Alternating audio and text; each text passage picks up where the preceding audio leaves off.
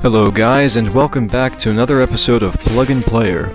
Today we're going to be looking at another plug and play from my childhood called the Spider-Man. A video on the Spider-Man seems appropriate, especially when you consider that Homecoming recently premiered in theaters. So, without further ado, let's take a look. However, before we go into depth of the game itself, we should address the strange appearance of the plug and play. It is basically the shape of Spidey with a massive protrusion from the center of the plug and play. Seeing this a decade or so since the last time I've played this, I can't find any reasonable justification for the terrible way the thing was designed. Perhaps it's trying to say that you're going to have a great time with Spidey once you pick up and play this. Anyway, let's get into the games themselves.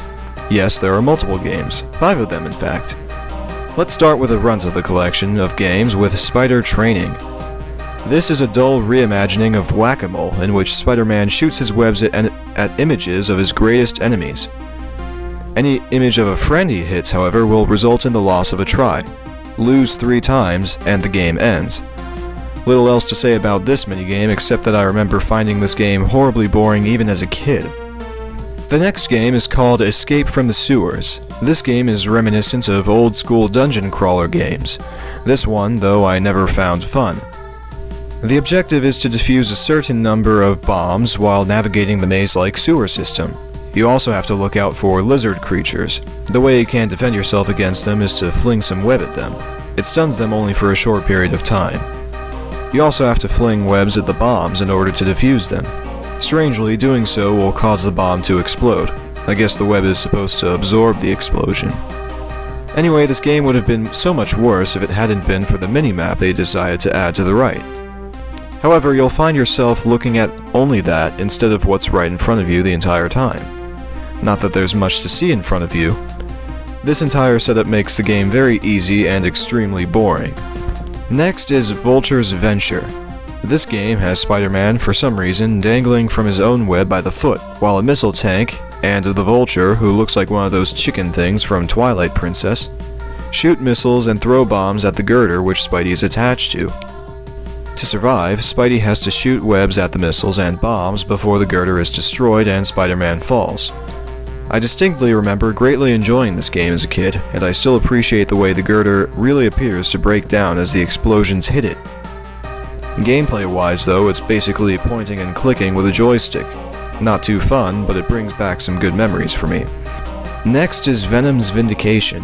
This game has Spider-Man running back and forth, shooting webs between flagpoles and girders, catching the bombs that Venom tosses down from the second story. Spidey also has to deal with random goons that appear from either side of the screen. This game also brings back some fond memories, and I remember the feeling of excitement I felt as Venom would try to fake me out, standing in one position, then throw the bomb elsewhere. But again, it's not something that will keep any older person too invested for very long at all. Saving the best for last is what I consider the main game of this plug-and-play. Streets of the City is the Spider-Man platformer that one might expect from a plug-and-play. The game is made up of a collection of stages with bosses in between.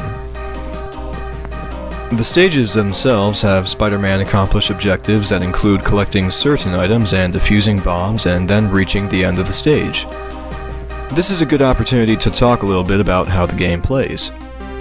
Spider-Man is able to punch and kick enemies when he is close to one, and can sling webs to immobilize them when far away from one, all with the B button. He uses the A button to jump, and the spider button at the top of the stick to swing from a web. Spider-Man is also able to climb walls. In general, the gameplay feels rather stiff, although that might be because of the age of the controller itself. However, some level obstacles do not seem to be completely designed with the gameplay in mind. That said, the gameplay itself is the main attraction of this game.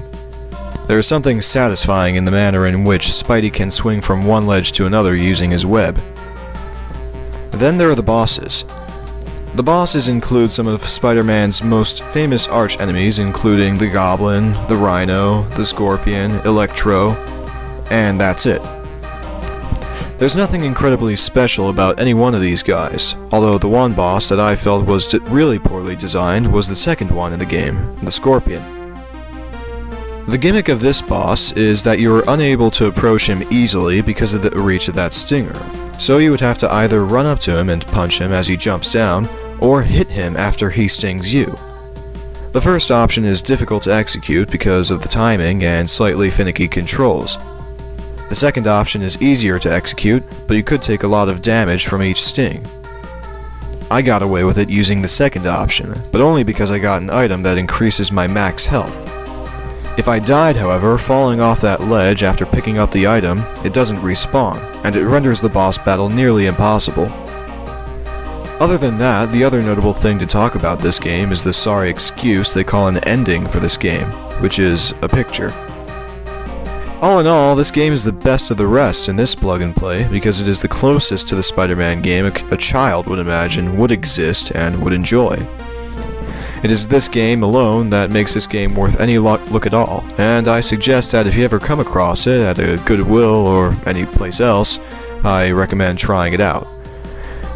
Anyway guys, thank you so much for watching. If you enjoyed this video, you can take a look at my previous video on the Batman plug and play. Be sure to stay tuned for another plug and play which will feature a real blast from the past. Until then guys, have a good one, and I'll see you next time.